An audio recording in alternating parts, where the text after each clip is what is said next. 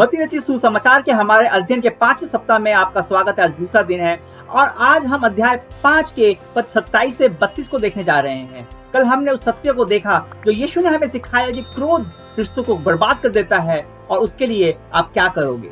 यीशु ने कहा अपने रिश्तों को प्राथमिकता दे, नहीं तो आपका जीवन बर्बाद हो जाता है और दूसरे लोगों का जीवन भी बर्बाद हो जाता है। आज यीशु से हम सीखेंगे कि वासना का उत्तर क्या है। पद 27 से वही यहां से यीशु ये शिक्षा दे रहे हैं। मैं आपको पढ़ के सुनाता हूं। तुम सुन चुके हो कि कहा गया है व्यभिचार ना करना, परंतु मैं तुमसे यह कह रहा हूं कि जो कोई किसी स्त्री पर कुदृष्टि डाले वह अपने मन में उससे व्यभिचार कर चुका है। यदि तेरी दाहिनी आंख तुझे ठोकर खिलाए तो उसे निकाल कर अपने पास से फेंक दे, क्योंकि तेरे लिए यही भला है कि तेरे अंग में से एक नाश हो जाए और तेरा सारा शरीर नरक में ना डाला जाए। और यदि तेरा दाहिना हाथ तुझे ठोकर खिलाए तो उसको काट कर अपने पास से फेंक दे, क्योंकि तेरे लिए यही भला है कि तेरे अंगों में से एक नाश हो जाए और तेरा सारा शरीर नरक में न डाला जाए। यह भी क्या कहा गया था कि जो कोई अपनी पत्नी को त्याग दे तो उसे त्याग पत्र दे, परंतु मैं तुमसे यह कहता हूं कि जो कोई अपनी पत्नी को व्यभिचार के सिवा किसी और कारण से तलाक दे तो वह उसे व्यभिचार करवाता है, और जो कोई उस त्यागी हुई से विवाह करेगा वह भी व्यभिचार करता है। जब हम इस अंश को पढ़ते हैं तो ऐसा बहुत कुछ है जो हमको सर खुजलाने पे मजबूर करता है। लेकिन आइए स्पष्टता की ओर चलें और फिर देखें कि यीशु क्या शिक्षा दे रहा है, वो क्या कहना चाहता है। यीशु यहाँ बहुत स्पष्ट रूप से सिखा रहे हैं कि वासना संबंधों को नष्ट कर देती है। अब बहुत सारे लोग हैं जो वासना के आधार पर ही संबंध बनाने की कोशिश करते हैं और ये बहुत ही बेहूदी भरा, बहुत ही मूर्खतापूर्ण है। इसमें उतनी ही बुद्धिमानी जितनी किसी सक्रिय ज्वालामुखी के किनारे अपना घर बनाना। यह काम नहीं करता क्योंकि वासना रिश्तों को बनाती नहीं है, नष्ट करती है। वासना सब कुछ पाना चाहती है, प्रेम सब कुछ देना चाहता है। वासना केवल शैतान का तरीका है जो हमारे ईश्वर द्वारा दी गई विवाह में खुद को एक दूसरे को देने की इच्छा को विकृत करके दूसरे को हासिल करने की दूसरे को जीतने की हवस में तब्दील कर देता है। हमें जो चाहिए वही हम ले लें, कैसे भी, कभी भी।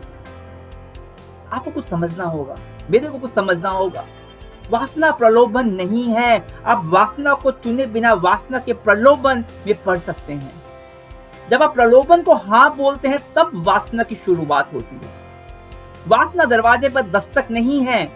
समस्या तब होती है जब आप उस दरवाजे को खोलने का निर्णय लेते हैं, उस व्यक्ति को चाहना शुरू करते हैं, उस चीज को चाहना शुरू करते हैं, वह चाहना शुरू करते हैं जो चीज आपके पास है और उसको नहीं चाहते जो चीज आपके पास है। आप उसको चाहना शुरू करते हैं जो आपके पास नहीं होनी चाहिए। और शैतान की चाल वासना को लेकर यह है कि वो वासना की वस्तु को, उस इंसान को, उस चीज को या इंसान को अधिक रोमांचक, अधिक आकर्षित बनाकर दिखाता है। यह चाल उसकी हजारों सालों से चल रही है और अनगिनत लोग इसमें फंसे हैं और वह इस तरकीब का इस्तेमाल करता रहेगा, क्योंकि वासना की सच्चाई यह है कि इसमें चलने वाले रिश्ते में तबाही के अलावा और कुछ नहीं होता। वो तो वासना के साथ जो हम संघर्ष करते हैं उसके लिए यीशु के पास एक चौंकाने वाला जवाब है। और आपने सुना, यीशु ने कहा तुम्हारी आंख अगर समस्या दे रही है तो अपनी आंख निकाल दो, तुम्हारा हाथ समस्या दे रहा है तो उसे काट के फेंक दो। आप क्या कहते हैं कि आप वासना से इस तरह से निपट सकते हैं? सर में खुजली होने लगी ना। यीशु दरअसल यहाँ क्या बोल रहे हैं? सोचिए, अगर सच में ऐसा होता तो स्वर्ग सिर्फ अंधों से और लूलों से और लंगड़ों से भरा हुआ होता। यीशु यहाँ पर समझाने के लिए अतिशयोक्ति का प्रयोग कर रहे हैं जो उन दिनों कुछ बात की गंभीरता को बताने का एक तरीका था। यीशु यहाँ हमारे हृदय के मनोभाव के बारे में बात कर रहे हैं, एटीट्यूड के बारे में बात कर रहे हैं, आंखों और हाथों के बारे में नहीं। अगर आप अपना दाहिना हाथ काट भी देंगे तो भी आप अपने बाएं हाथ से पाप कर सकते हैं। अगर अपनी दाहिनी आंख निकाल भी देंगे तो आप दूसरी आंख से वही पाप कर सकते हैं। यीशु यहाँ पे हाथ और आंखों का उदाहरण एक रूपक के रूप में ले रहा है। आंख आपकी दृष्टि को दर्शाती है, आपके देखने के नजरिए को समझाती है, और हाथ आपके कर्मों को। पर आपका देखने का तरीका था, आपके कर्म सबकी शुरुआत आपके हृदय में ही होती है। तो यीशु यहाँ कह रहे हैं कि आपको अपने हृदय की अवस्था को गंभीरता से लेते हुए कुछ क्रांतिकारी, कुछ चरम करना होगा। वह वासना जो आपके दिल में है, जिसको आपने अपने दिल में आने की अनुमति दी है, प्रलोभन नहीं। यह नहीं कि आपको कोई पराया दिखा, वो सुंदर है, लेकिन आपने उस पराये को अपने हृदय में चाहने का फैसला किया और उसके बारे में सोचने का फैसला किया, विचार किया, निर्णय लिया। जब आप अपने आप को यह अनुमति देते हैं, किसी के बारे में सोचते हैं, तभी वासना हृदय में विकसित होती है। तो जब भी विचार हृदय में आता है, आपको इसके साथ क्रांतिकारी तरह से निपटना होगा, रेडिकली आपको निपटना होगा। यीशु कह रहे हैं कि आपको यह कहना होगा कि मैं सब कुछ करूंगा जो इसके लिए आवश्यक है, कुछ भी तो यह सुनिश्चित करे कि मेरा दिल, मेरा हृदय सही जगह पर है। क्योंकि जिसे आप अपने दिल में आने देते हैं, वह आपके जीवन के हर रिश्ते को प्रभावित करता है। इसलिए जैसे कि आपको एहसास होता है कि आपके हृदय में कोई कुछ करवाहट, कुछ वासना है, तो यीशु की शिक्षा यह है कि उसे कम करके आखिरी की कोशिश मत करें, उसे तुरंत काट दें, अपने आप से अलग कर दें। तुरंत ऐसे विचारों को तुरंत काट दें, जितनी जल्दी हो सके इससे निपट लें, अपने हृदय को गंभीरता से लें। कुछ लोग कहेंगे ठीक है, पर मैंने वास्तव में कभी विचार नहीं किया। लेकिन हो सकता है कि आपने उस व्यक्ति के लिए अपनी वासना को साल दर साल अपने रिश्ते को बर्बाद करने की अनुमति दी है। इसलिए इस बात को गंभीरता से लें। यीशु ने कहा कि आपने मन में जो व्यभिचार कर लिया है, क्योंकि जो कुछ आपके मन में, हृदय में चल रहा है, परमेश्वर के साथ आपके रिश्ते और दूसरों के साथ आपके रिश्ते पर नकारात्मक प्रभाव डाल रहा है। इसलिए यीशु कहता है अपनी आंख निकाल दो, मतलब अपनी दृष्टि को बदल डालो, अपना दाहिना हाथ काट दो, यानी गलत करने की सोचने से पहले ही अपने आप को रोक लो, अपने दिल को गंभीरता से लो और क्रांतिकारी और चरम तरह से खुद से निपटो। देखिए, वासना शक्तिशाली भावनाओं को जन्म देती है, बहुत ही शक्तिशाली भावनाओं को। सवाल यह है कि क्या आप उन भावनाओं के साथ अपने भविष्य का निर्धारण करने देंगे, या फिर आप सही काम करके चुनाव करेंगे और परमेश्वर से आपके हृदय में नई भावना को संचार करने की प्रार्थना करेंगे। यीशु अंत में विवाह और तलाक और व्यभिचार के बारे में बात करता है। वह तलाक पत्र के बारे में बात करता है। हम खुद से कह सकते हैं कि तलाक सिर्फ एक कागज के टुकड़े की ही तो बात है, लेकिन आप किसी ऐसे व्यक्ति से बात करें जिसका तलाक हो चुका है, और वो आपको बताएगा कि उसके दिल में कितनी ज्यादा चोट लगी है, बताएगा कि तलाक हमारे रिश्ते को किस तरह से गहरी नुकसान पहुंचाता है। यीशु यहाँ विशेष रूप से संबोधित कर रहे हैं उन पुरुषों को जो कानूनी रूप से अपनी पत्नी को दूसरी महिला के साथ रहने के लिए त्यागते हैं, और वह कह रहे हैं कि कानूनी रूप से किया गया पाप अभी भी पाप ही है। आपने उसे वह प्रमाण पत्र इसलिए दिया कि आप उस दूसरी महिला के साथ रहना चाहते थे, और आप कहते हैं कि यह सही है, लेकिन यीशु कहता है कि यह उतना ही गलत है। तो चलिए अपने हृदय की बात करते हैं।